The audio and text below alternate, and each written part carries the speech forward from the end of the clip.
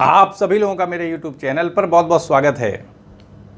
आज आपके सामने फिलॉसफी के अंतर्गत मटेरियलिज्म एक्सप्लेन्ड टाइटल के अंतर्गत भौतिकवाद के बारे में कुछ विचार प्रस्तुत किया जाएगा। देखने में शब्द हमें एक सामान्य अर्थ दे देता है कि ये पूरा संसार जड़ तत्वों से बना है। भौतिकवाद का मतलब ही क्या है? जड़ तत्व की बात कर रहे हैं। और जब हम जड़ तत्व की बात करते हैं तो ये बात भी हमारे जहन में आती है, दिमाग में आती है कि जड़ का मतलब है उसमें चेतना नहीं होती है। तो जब भौतिकवादी दार्शनिक ये बात बता रहे हैं कि जड़ तत्व यानी भौतिकवादी दार्शनिक तो यही बताएंगे ना कि ये पूरा संसार जड़ तत्व से बना हुआ है, चेतना नामक कोई चीज़ नहीं होती, ना तो ईश्वर की सत्ता है, ना ब्रह्म की सत्ता है। वो यही तो स्थापित करने का प्रयास करेंगे। तो इसी क्रम में विचारधारा जटिल होती जाएगी, बहुत सारे प्रश्न खड़े होंगे। जड़ तत्व का स्वरूप बताना पड़ेगा, क्या होता है भाई बताइए, चेतना उसके अंदर कैसे डेवलप हो जाती है, ज़रा ये भी बताइए। तो दिखने में कोई शब्द हमको बड़ा सरल लगता है, लेकिन दार्शनिक दृष्टि से जब उस पर विचार किया जाता है तो बहुत सारे पक्ष उसमें फिर खुलने लगते हैं। उसका उत्तर देना इतना आसान नहीं होता है। और अभी आप देखेंगे कि भौतिकवादी बहुत सारे मामलों में समाधान नहीं कर पाए हैं। तो क्योंकि एक विशिष्ट विचारधारा है, तो इसीलिए आपके सामने ये वीडियो जो है प्रस्तुत किया जा रहा है। तो हम ये देखेंगे कि एक सामान्य परिचय देख लेंगे, फिर जड़ द्रव्य का स्वरूप देख लेंगे। भाई क्या स्वरूप है? जैसे हमारा अपना एक स्वरूप है, हमें अपने शीशे में जब हम दर्पण के सामने आते हैं तो अपना एक स्वरूप दिखाई पड़ता है। जड़ तत्व का क्या स्वरूप है? समर्थक के समर्थन में इसका प्रमाण भी है, जो इसके समर्थक है प्रमाण देते हैं। भौतिकवाद का विकास कैसे हुआ, इसका कुछ ना कुछ तो इतिहास भी बताना पड़ेगा। और फिर इसकी समीक्षा भी की जाएगी, कुछ बातें भी इसकी आलोचना में की जाएंगी। तो सामान्य तौर पर हम ये देखते हैं, अगर हम जड़ तत्व की बात करें तो उसमें ये माना जाता है कि ये पूरा संसार जड़ तत्वों से बना है। जो वस्तुएं हमको अपनी आँखों से दिखाई पड़ रही हैं उनका आधार तत्व जड़ तत्व है, यानी जड़ तत्व ने ही वस्तुओं को निर्मित किया है। जो वस्तुएं हमको दिखाई पड़ रही हैं मिट जाती हैं, इसका मतलब ये है कि ये बनती हैं और बिगड़ती हैं, निर्माण होता है और फिर नाश भी हो जाता है।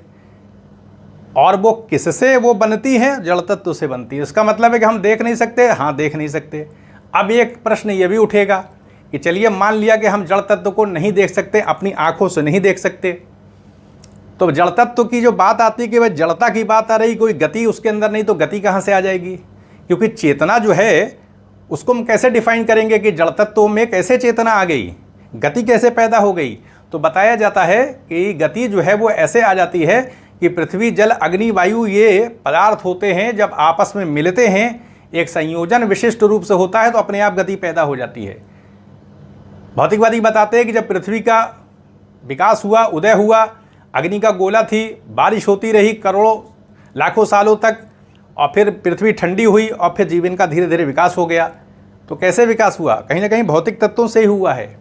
तो इस आधार पर भौतिकवादी बताते हैं कि जिस हम चेतना की बात करते हैं वो किसी आध्यात्मिक पक्ष से जुड़ी हुई नहीं है कि ईश्वर और ब्रह्म की विचारधारा के आधार पर जो ये माना जाए कि कोई आत्मा हमारे अंतःकरण में शरीर में आ गई है और फिर वो आत्मा चली जाती है, शरीर जो है मृत हो जाता है।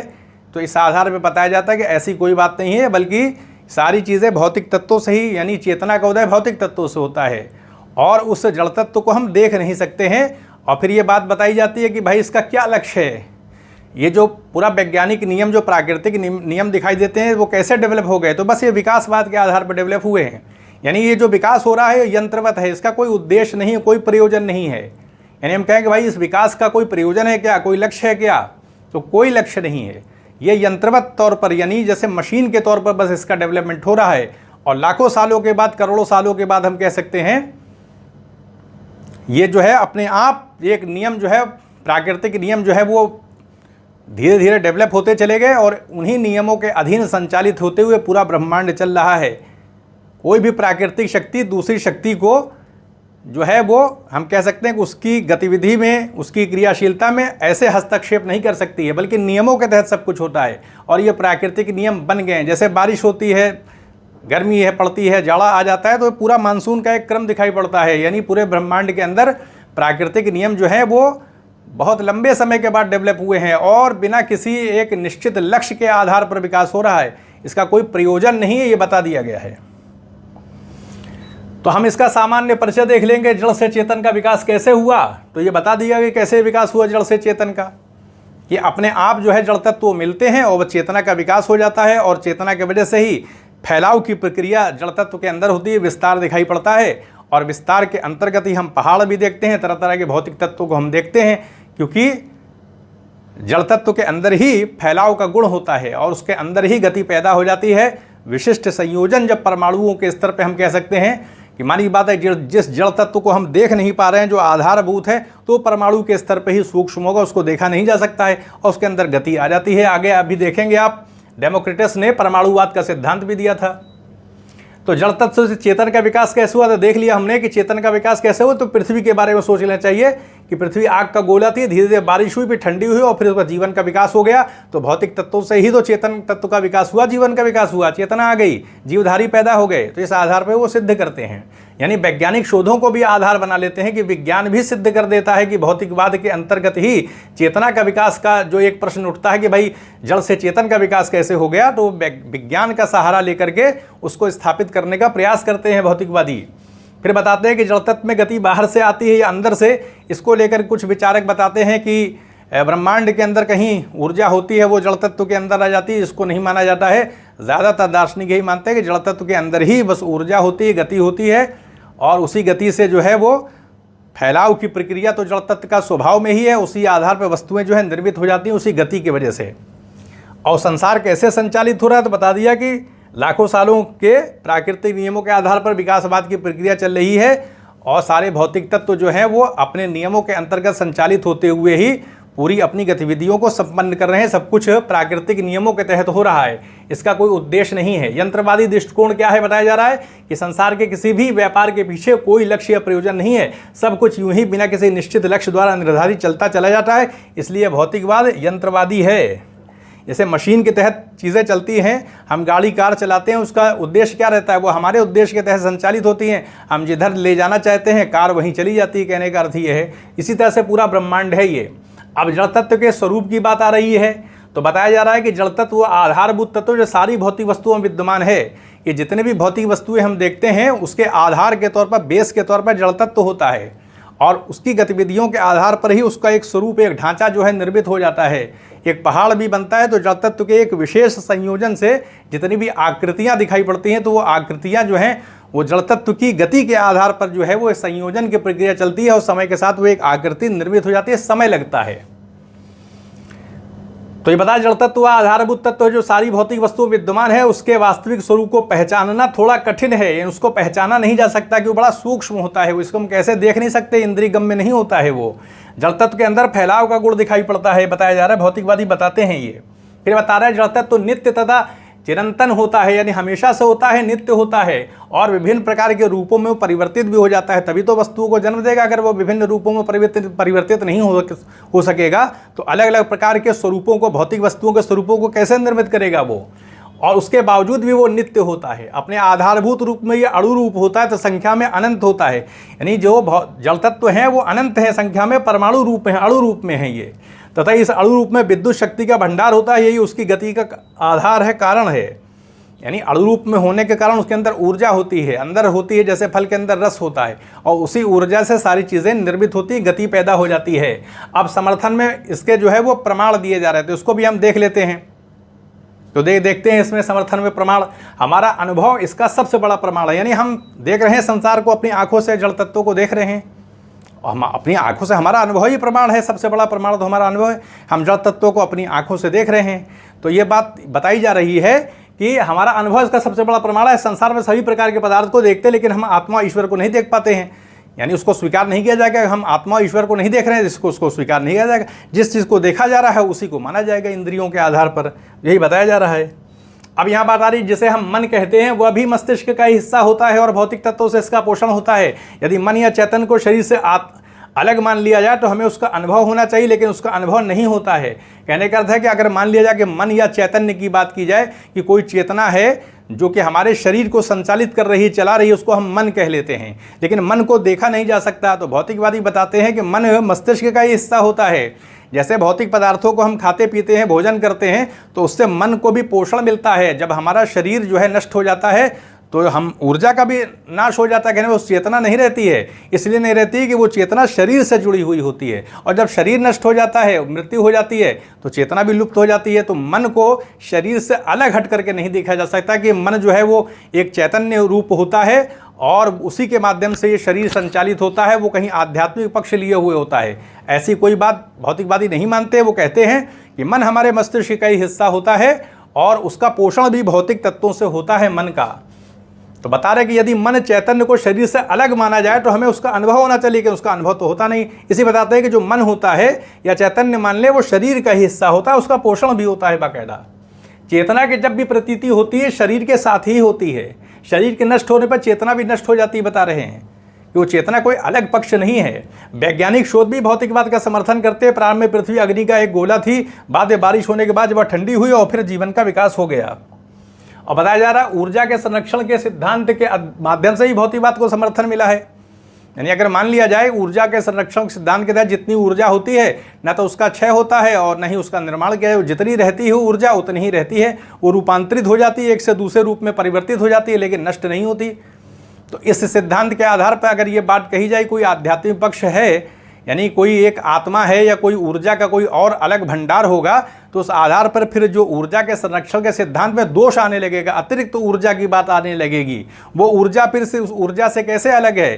क्योंकि ऊर्जा के संरक्षण के सिद्धांत के तहत भौतिकवाद में यही तो माना जाता है कि ऊर्जा जितनी होती है उतनी ही रहती है, उसका क्षय नहीं हो सकता। तो इस आधार पर हम ये कह सकते हैं कि अगर हम किसी अन्य अतिरिक्त ऊर्जा को मान लेंगे तो फिर ऊर्जा जो है वो ज़्यादा अधिक हो जाएगी। इस आधार पर भौतिकवादी नहीं मानते हैं।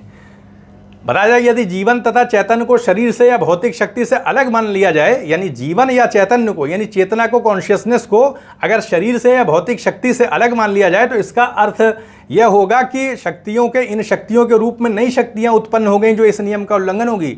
अलग शक्तियां पैदा हो गई, अलग प्रकार की ऊर्जा निर्मित हो गई और वो इस ऊर्जा से अतिरिक्त हो जाएगी। और ऊर्जा के संरक्षण के सिद्धांत के तहत ऊर्जा न तो अधिक हो सकती है, न उसका नाश हो सकता है, या तो उसको निर्मित नहीं, जितनी होगी उतनी ही रहेगी वो।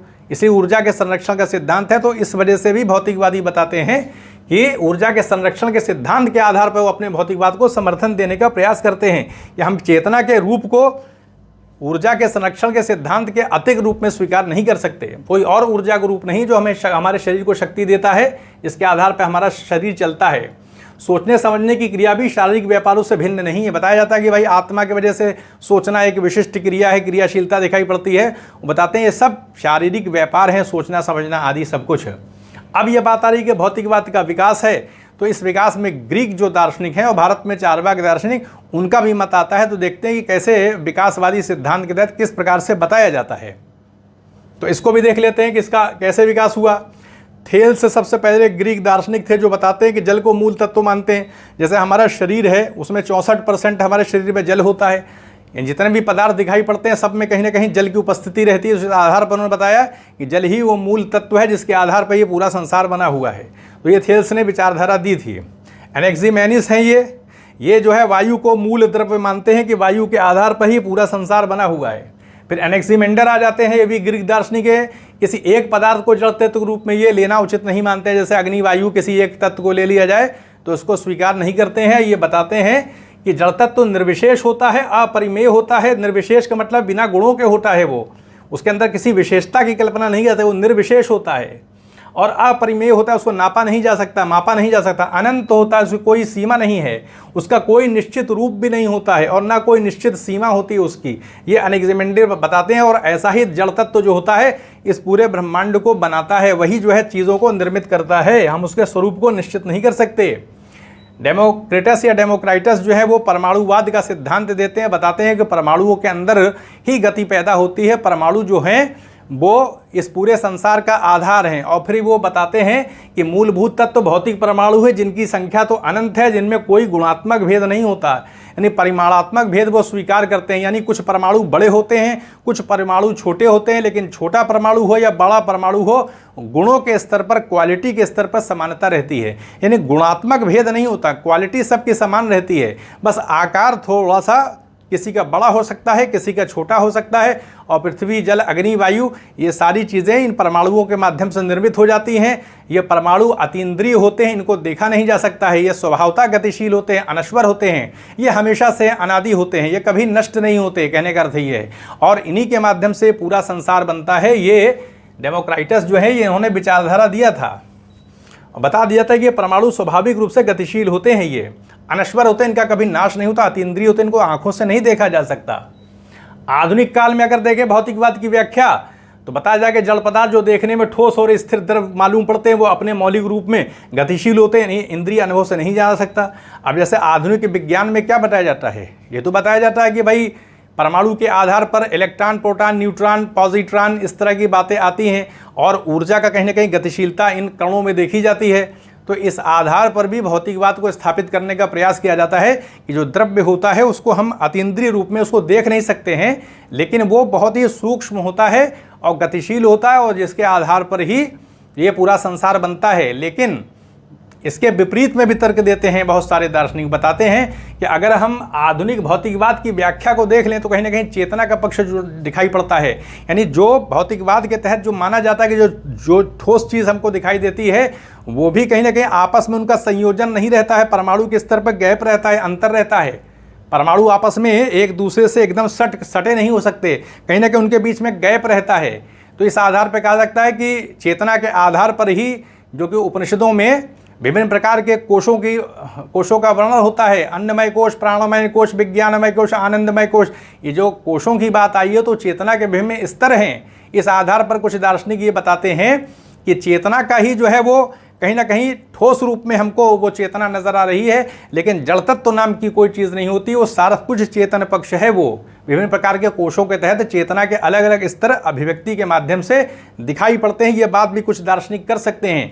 तो जो भौतिकवादी जो है ये बात बताते हैं कि जो जड़ पदार्थ हैं उसमें हम इलेक्ट्रॉन, प्रोटॉन, न्यूट्रॉन, पॉजिट्रॉन, इस तरह की जो व्याख्या की गई है, इसके आधार पर भौतिकवादी जो अपनी बात को साबित करते हैं। तो दूसरा पक्ष भी है, अध्यात्मवादी भी ये बता सकते हैं कि वही चेतन जो ब्रह्म है, वही जो है वो चेतना के अन्य अन्य रूपों में माया के माध्यम से प्रकट हो गया है, ये बात भी तो बताई जा सकती है। तो इस प्रकार के तर्क भी देखने को मिलते हैं, कहने का अर्थ ये है। अब भारत में देखें चारवाक दार्शनिक हैं जो 4 प्रकार के तत्वों को ही मानते हैं, आकाश को मानते नहीं हैं। पृथ्वी, जल, अग्नि, वायु, इन्हीं चारों पदार्थों को स्वीकार करके बताते हैं कि इनके संयोजन से ही चेतना का विकास होता है, और वो प्रमाण देते हैं जैसे कत्था, चूना, पान, ये मतलब इनके मिलाने से लाली पैदा हो जाती है, और गुड़ जो होता है सड़ जाता है तो मादकता आ जाती है। कहने का अर्थ है कि अपने तर्कों के आधार पर भारत में अगर चारवाक दार्शनिकों की बात की जाए तो इसी संसार को, इसी जड़ तत्व को ही मानते हैं, न तो ईश्वर की सत्ता को में विश्वास करते हैं, न आत्मा को मानते हैं, सिर्फ इस संसार को ही वास्तविक मानते हैं। अब आती है एक आलोचना की बात आती है कि इसकी क्या आलोचना होगी। अगर ये बात मतलब कही जाए कि भाई भौतिक तत्वों के बारे में बात की जा रही है तो हम उसके स्वरूप को निर्धारित नहीं कर सकते। बताया जा रहा है कि भाई वो जड़ तत्व होते हैं, भौतिक वस्तुओं का आधार होते हैं, उनको देखा नहीं जा सकता। तो अब जिसको देखा नहीं जा सकता है तो हम कैसे कह सकते हैं कि जड़ तत्व होते हैं, क्योंकि उनको तो हम जान सकते नहीं हैं। हम तो एक अनुमान कर रहे हैं कि वो जड़ तत्व होता है और उसके आधार पर भौतिक वस्तुएं निर्मित होती हैं, तो हम उसके स्वरूप का सही निर्धारण नहीं कर सकते जड़ तत्व का। ये आलोचक जो है पहली आलोचना दे रहे हैं। दूसरी जो आलोचना कही जाती है कि अगर हम जड़ तत्व को मान लें, भौतिकवाद को स्वीकार कर लें, तो नैतिकता का लोप होता चला जाएगा, फिर इस संसार में ही लीन होने लगेंगे। कहने का अर्थ ये है कि फिर संसारवाद और भौतिकता, जो एक भौतिक परिवेश होता है उसमें तरह तरह की अनैतिक कर्म भी किए जाते हैं, तो सारा बोलबाला दिखाई पड़ने लगेगा, धर्म का कहीं ना कहीं नाश हो जाएगा, जो आध्यात्मिक मूल हैं वो नष्ट हो जाएंगे। तो जो कहीं ना कहीं जड़ तत्व जो भौतिकवादी विचारक हैं वो कहीं ना कहीं नैतिकता को पीछे करने का काम कर रहे हैं। उससे बहुत सारे जो नैतिक मूल्य हैं, धार्मिक बातें हैं, वो उनका कहीं ना कहीं लोप हो जाता है। मनुष्य जो है पूरी तरीके से भौतिकता में लीन हो सकता है, अनैतिक कर्म कर सकता है। नियंत्रण करने के लिए, उसके व्यक्तित्व को ऊंचा करने के लिए कोई मूल्य नहीं रह जाता है। इस प्रकार की आलोचना की जाती है। तो ये आपके सामने भौतिकवाद के संबंध में विभिन्न प्रकार के मतलब पक्ष से संबंधित बातें थी, विपक्ष से भी रिलेटेड बातें थी, जो संक्षेप में आपके सामने रखने का प्रयास किया गया, ताकि भौतिकवाद के बारे में एक कम से कम जो दार्शनिक दृष्टि से विचार है उसे आपके सामने संक्षेप में रखा जाए। तो यहीं पे अनुमति दें, चैनल को सब्सक्राइब भी करें, शेयर भी करें। आप सभी लोगों का बहुत बहुत धन्यवाद।